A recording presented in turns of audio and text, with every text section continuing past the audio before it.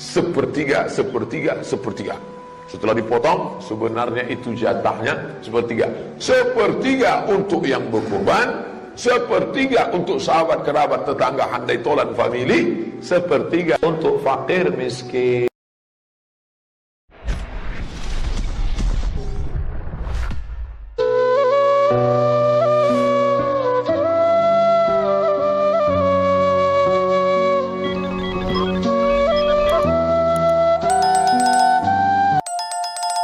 Assalamualaikum warahmatullahi wabarakatuh.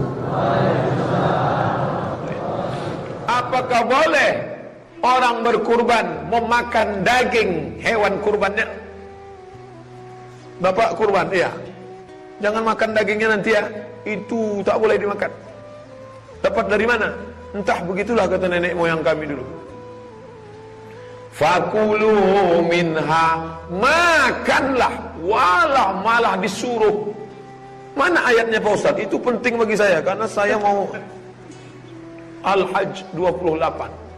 Surat Al-Hajj surat ke-22 ayat 28. Fakulu, kulu, makanlah.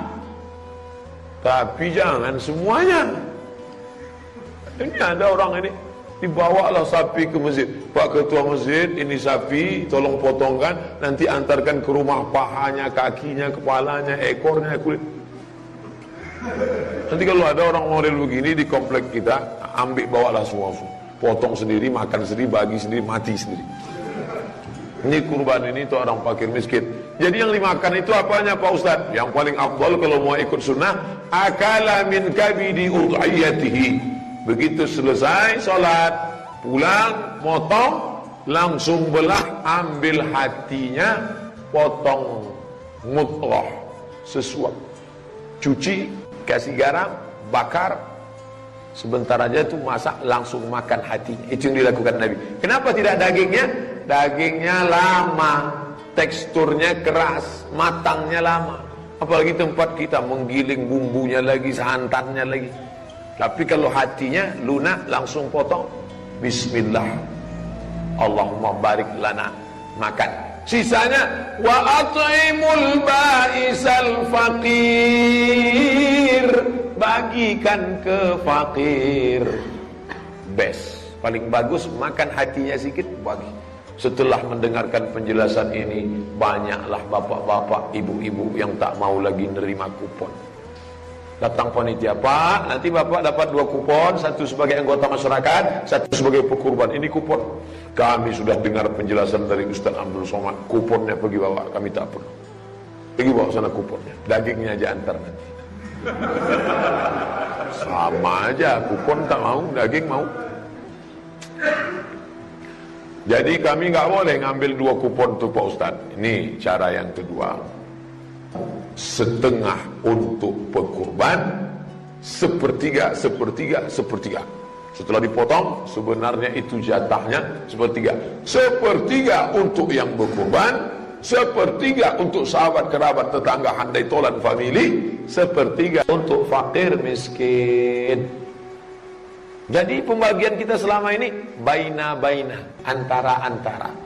Tidak yang terlalu minim, tidak yang terlalu banyak. Tidak yang terlalu afdal, tidak sepertiga. Dapat 2 kupon, ambillah. 3 kupon, tak masalah. Selama jangan lebih dari sepertiga. Kalau lebih kita ambil sepertiga, kita sudah makan jatah orang lain, haram. Tapi jangan gara-gara ini semuanya minta sepertiga. Ini penting dijelaskan. Nanti sepertiga semuanya nuntut. Saya sepertiga. Oh, kacau panitia. Sejak Ustaz Abdul Somad datang ke Batam inilah rusak acara kurban. Membawa masalah aja Ustaz. Ustaz, ketika tilawatil Quran dan sholawat sering jamaah saut-sautan Allah di akhir bacaan itu. Apa hukumnya Pak Ustaz? A'udzubillahi minasyaitonir rajim. Allah. Bismillahirrahmanirrahim. Allah. Inna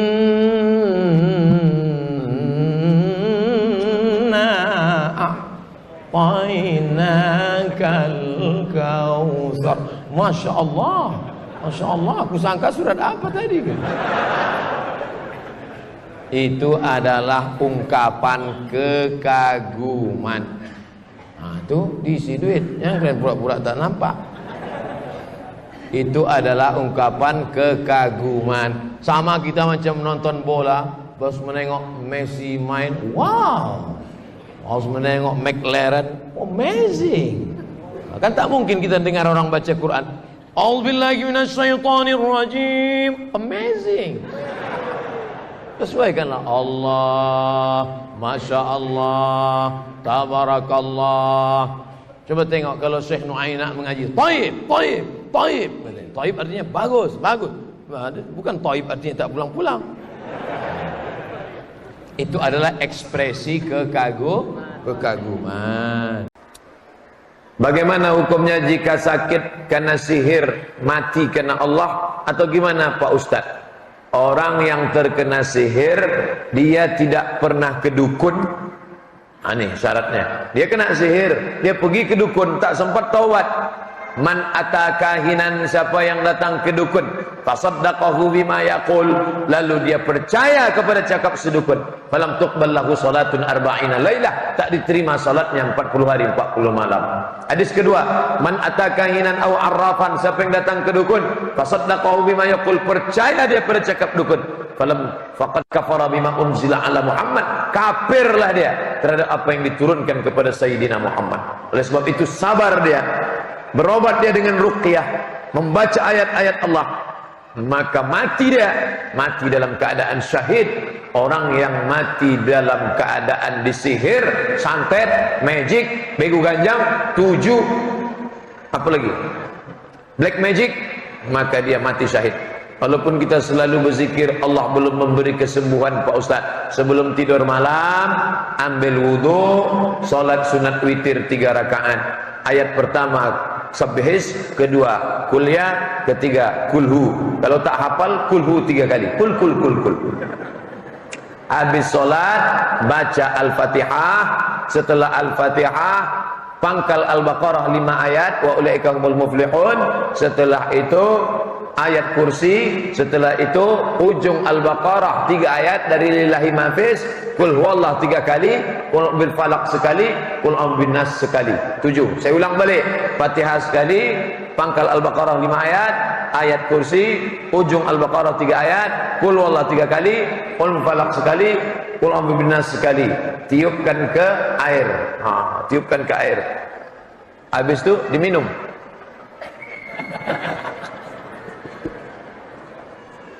Bisa juga ditiupkan ke ember besar, dimandikan. Air yang sudah dibacakan tak boleh dipakai untuk cebok, harus habis mandi. Setelah dibacakan, ditiupkan ke tapak tangan, sapukan ke muka, ke kepala, ke badan. Baru tidur malam. Sebelum tidur malam, sehabis maghrib, sehabis asar, habis asar, habis maghrib, sebelum tidur malam. Sunnah Nabi Muhammad SAW. Ustaz, mohon penjelasan dari Ustaz bagaimana kaedah hukum fikih mandang dalam khutbah khatib batal wudunya disebabkan buang angin. Apakah sah khutbah Jumat dilanjutkan oleh khatib tersebut? Kalau khatib itu sedang khutbah, batal khutbahnya, maka dia turun, dia berwudu, habis itu naik, dia balik ke atas. Dia terlalu bersemangat.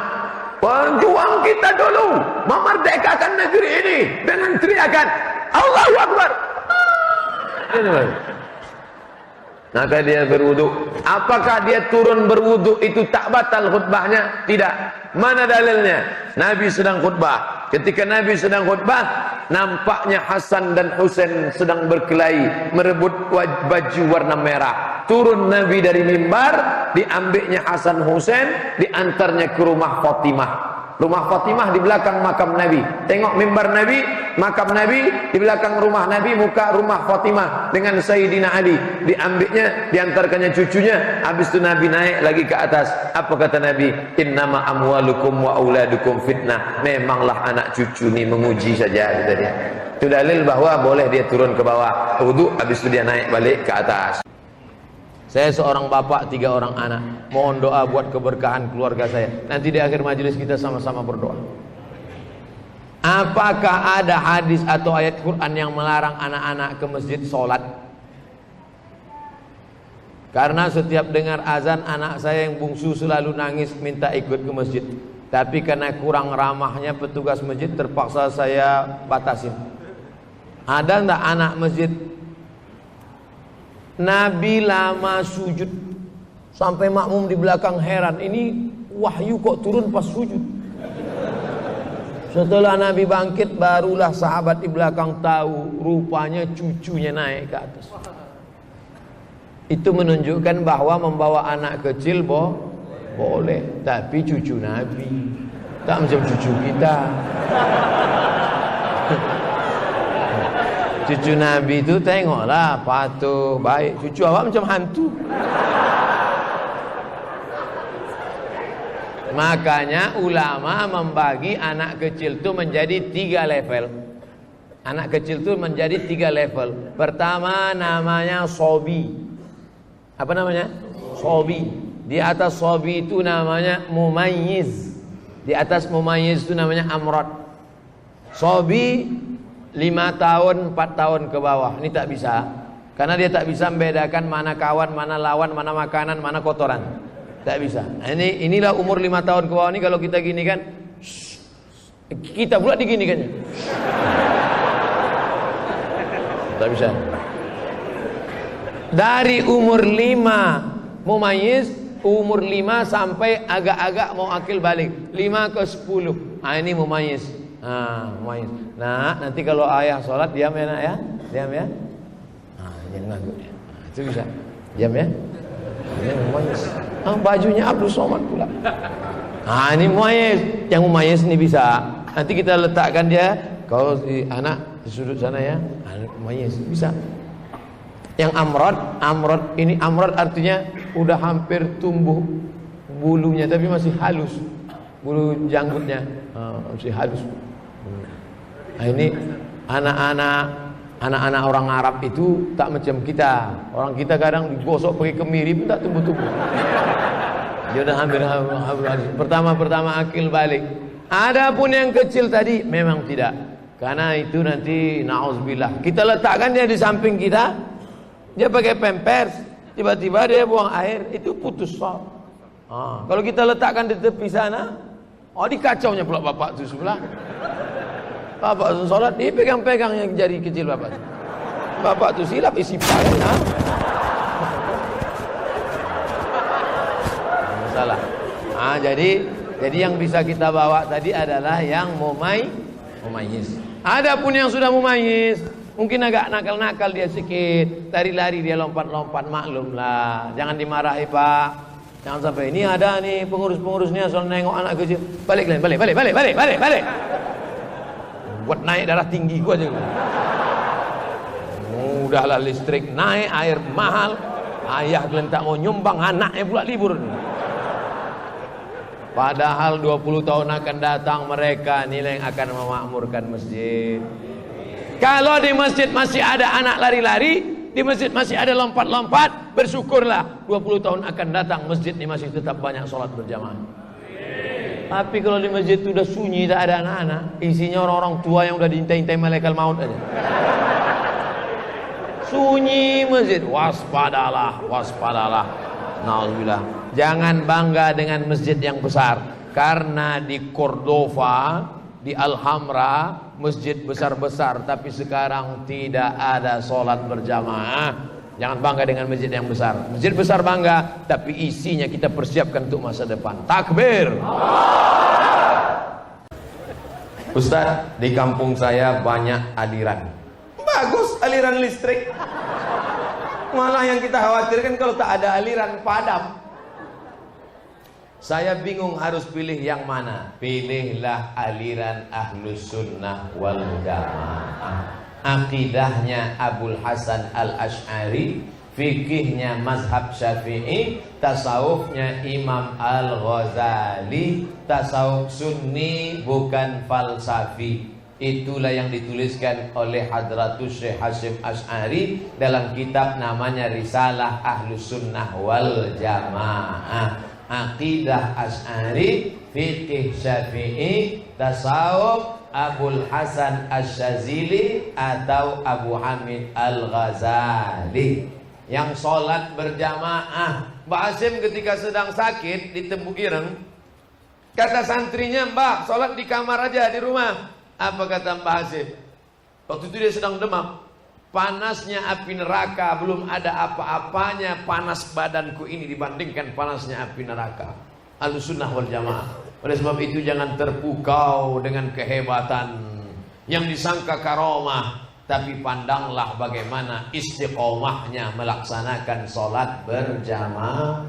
Pegang Ahlussunnah wal jamaah. Saat salam membalikkan tapak tangan. Assalamualaikum warahmatullahi. Assalamualaikum warahmatullahi. Apa dalilnya Pak Ustaz? Metode saya berceramah, kalau ada 2 saya sebut 2, kalau ada 3 saya sebut 3, kalau ada 4 saya sebut 4, kalau ada 5 saya sebut 5. Masalah letak tangan ada 6. Mazhab Syafi'i di atas pusat, di bawah dada. Allahu Akbar. Mazhab Syafi'i yang kedua di atas jantung. Allahu Akbar. Mazhab Hanafi dan Hambali di bawah pusat. Allahu Akbar.